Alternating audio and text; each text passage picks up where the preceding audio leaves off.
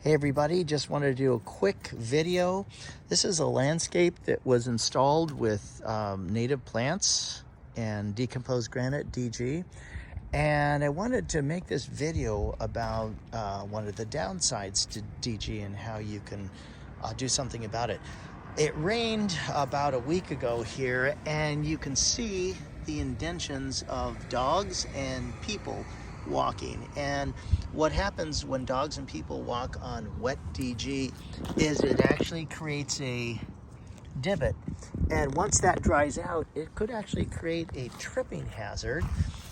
You take a 100-pound, 150-pound person, look at that big divot there, it's dried.